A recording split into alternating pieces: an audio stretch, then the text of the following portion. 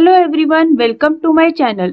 आज हम digital electronics chapter 7 computer fundamentals में नेक्स्ट पॉइंट देखेंगे, जिसमें हम मेमोरीज के टाइप्स देखेंगे जो कंप्यूटर्स में यूज की जाती है।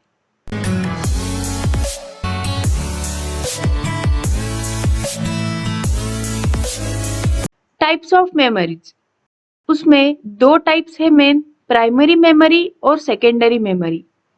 प्राइमरी मेमोरी के टाइप्स है दो, जो है रैम और रोम। सेकेंडरी मेमोरी में आता है HDD, SDD, magnetic tape, floppy disk, compact disk etcetera. और रैम के फिर से सब टाइप्स है, जो है स्टैटिक रैम और डायनामिक रैम। रोम के टाइप्स है पी रोम, ईपी रोम और ईएपी रोम। ईएपी रोम को डबल ईपी रोम भी कहा जाता है। अब हम इसमें प्राइमरी मेमोरीज के टाइप्स को डिटेल में स्टडी करेंगे। कैरेक्टरिस्टिक्स ऑफ मेन मेमोरी यानी कि primary memory. These are semiconductor memories. It is also known as primary memory. Usually volatile memory. Data is lost in case power is switched off. तो यहाँ पे इसे volatile memory क्यों कहते हैं? Volatile यानी कि जब हम कंप्यूटर को ऑफ कर देते हैं तब जो भी इस मेमोरी में सेव होता है वो रिमूव हो जाता है। फिर से अगर हम पीसी को ऑन करेंगे तो वो हमें मेमोरी में स्टोर्ड नहीं मिलता।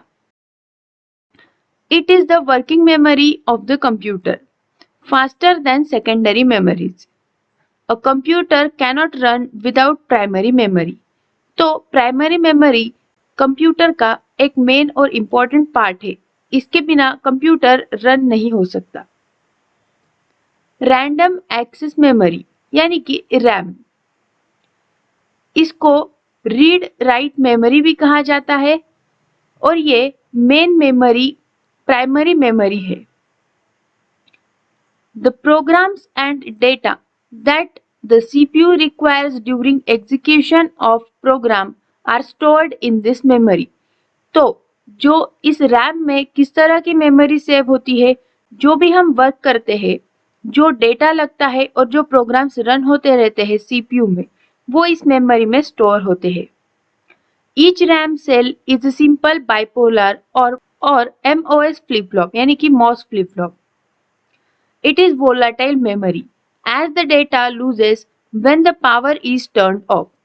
तो ये जो रैंडम एक्सेस मेमोरी है यानी कि ये जो रैम है वो वोलाटाइल मेमोरी है।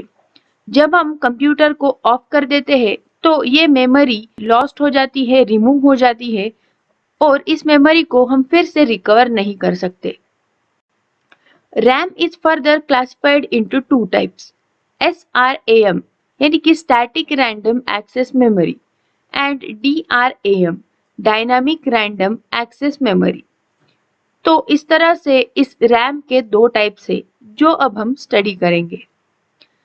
SRAM static random access memory constructed of circuits similar to D flip flop.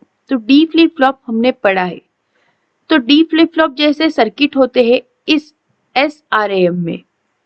It is not required to set और reset the flip flop again and again. तो यहाँ पे सेट रीसेट करने की जरूरत नहीं होती है फ्लिप फ्लॉप को। Holds its contents as long as power is available. तो इस टाइप के मेमोरी को पावर की बहुत जरूरत होती है, ये पावर कंजम्पशन करता है और जो भी कंटेंट इस मेमोरी में सेव है वो उसे होल्ड करके रखता है जब तक हम इसे पावर देते रहते हैं।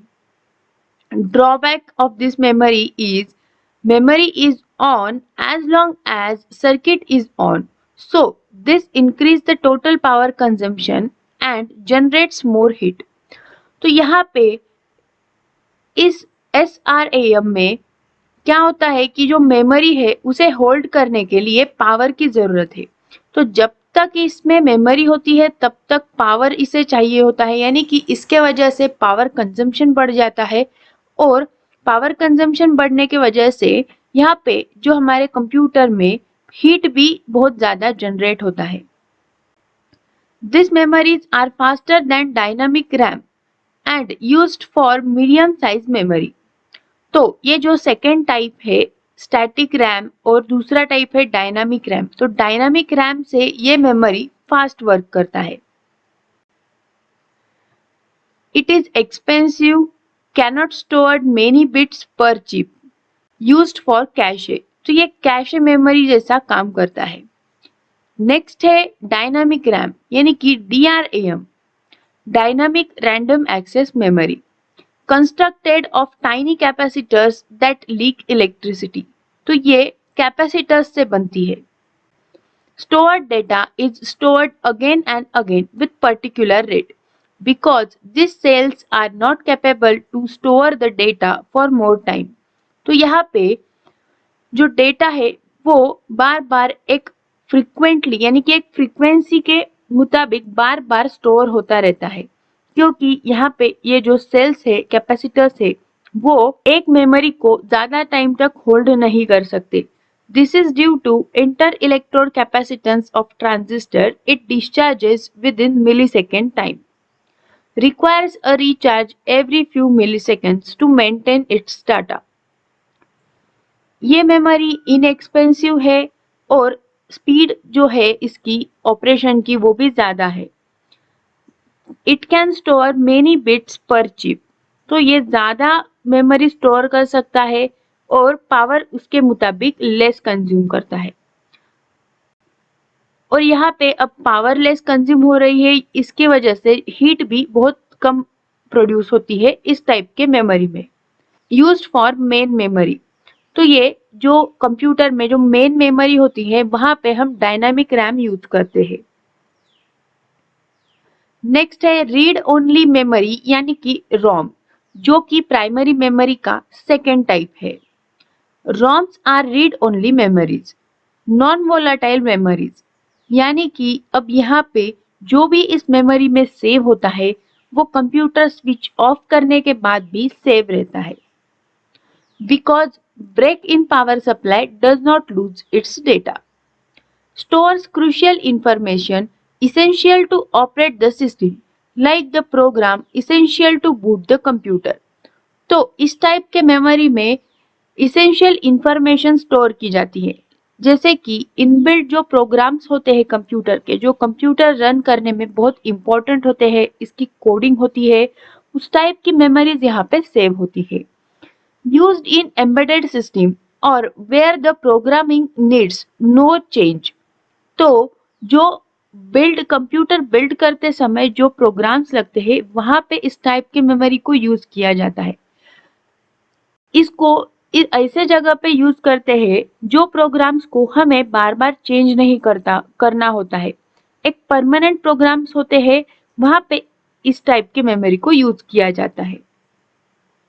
Used in calculators and peripheral devices, तो अब हमारे कैलकुलेटर्स देखो, वहां पे कुछ डेटा होता है, टाइम, कॉस्ट, टैन, इसकी वैल्यूज फिक्स होती है, इंटीग्रेशन वहां पे फिक्स सेट किया होता है, तो इस टाइप के मेमोरी को रीड ओनली मेमोरी कहा जाता है।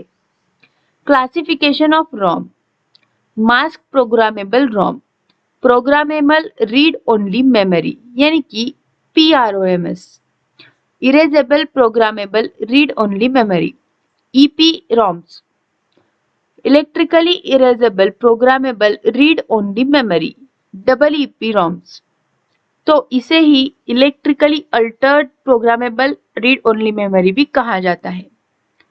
फर्स्ट टाइप देखेंगे मास्क प्रोग्रामेबल मेमोरी यानी कि mask programmable ROM, which are simply known as ROMs.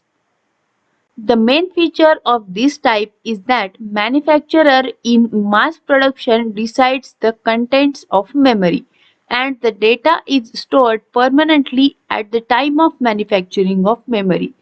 तो इस टाइप के मेमोरी में जो भी डेटा स्टोर होता है वो परमानेंट होता है और वो जब मैन्युफैक्चरर होता है कंप्यूटर उसी टाइम में वो स्टोर किया जाता है और मैन्युफैक्चरर डिसाइड करता है कि यहाँ पे क्या स्टोर करना है।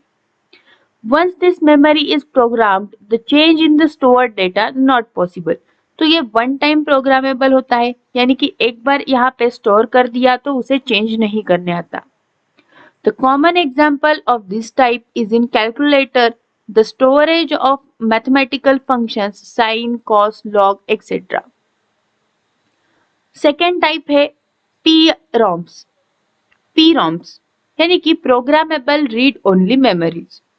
In case of PROMs, user can decide the data of memory by special method of programming.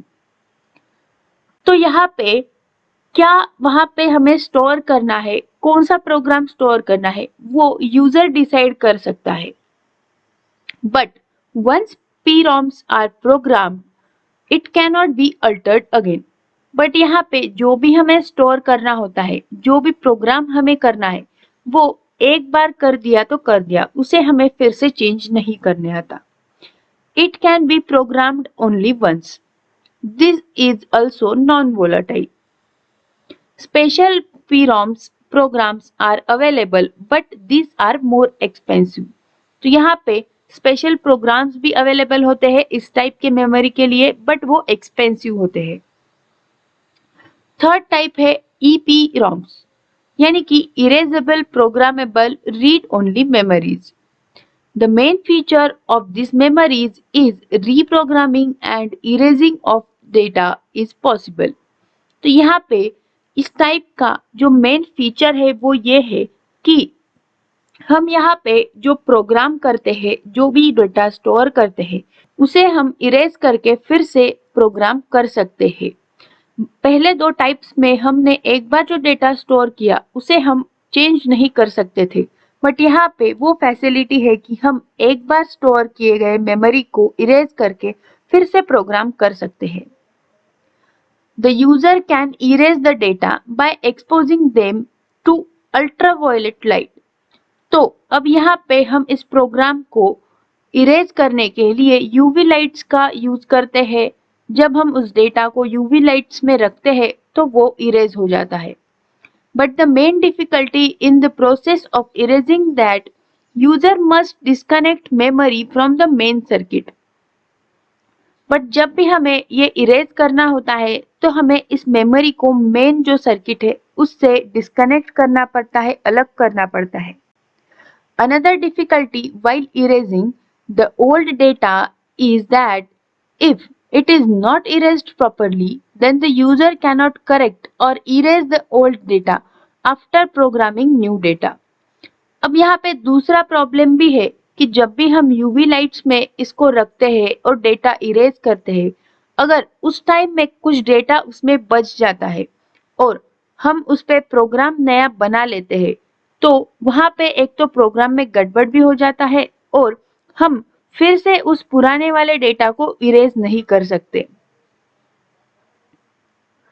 Also the time required for reprogramming is comparatively more. तो यहाँ पे रीप्रोग्रामिंग करने में टाइम भी ज्यादा लगता है.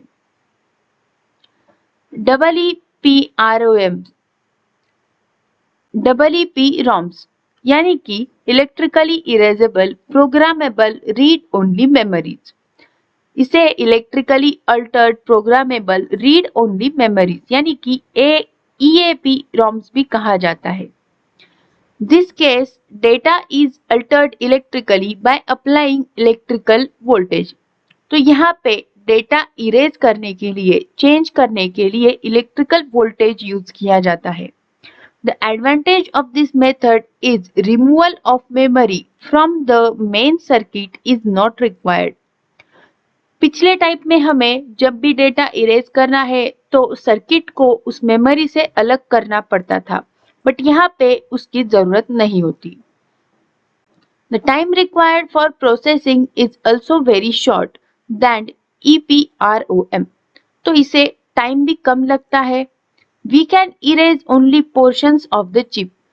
और इस टाइप में और एक एडवांटेज ये है कि जितना पोर्शन हमें इरेज करना है उतना ही हम इरेज कर सकते हैं. इस तरह से ये सारे प्राइमरी मेमोरीज के टाइप है. अगर आपको इसमें कुछ भी डाउट्स या क्वेरीज है तो आप कमेंट सेक्शन में जरूर पूछें. इस वीडियो को लाइक करें, शेयर करें और चैनल को सब्सक्राइब भी जरूर करें. Thank you.